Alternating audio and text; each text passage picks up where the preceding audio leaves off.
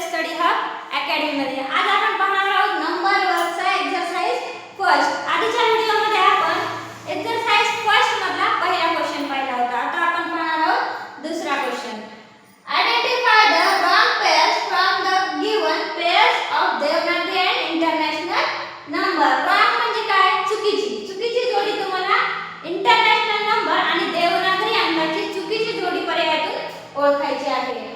पर्याय क्रमांक 1 बघा 627 आणि त्यापुढे बघा देवनागरी अंक 627 ही जोडी तुमची बरोबर आहे।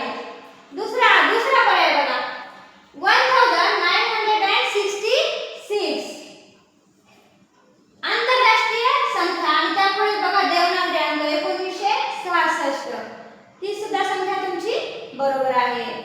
आता तिसरं बघा आधी त्यांनी काय दिले? देवनागरी अंक दिले 20465 आणि त्यापुढे 20465 म्हणजे ही झाली आंतरराष्ट्रीय संख्या आणि ही देवनागरी संख्या। पण दोन्ही संख्या एकच असल्यामुळे पर्याय हा 3 सुद्धा बरोबर आहे।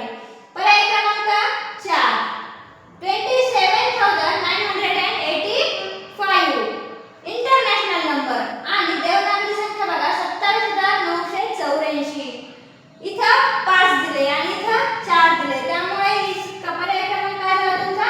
चुकीचा झाला। समजला का? तिसरा क्वेश्चन बघा आता observe the abacus and write the number shown in international numericals। Observe म्हणजे काय? निरीक्षण करा।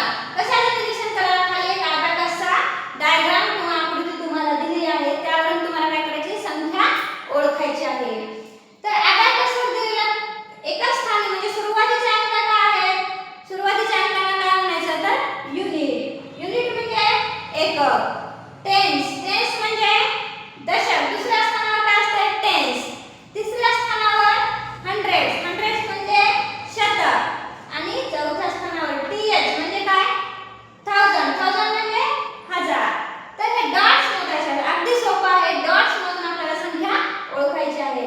बघा 1 2 3 4 5 6 सुरुवातीला किती? 6 एकक।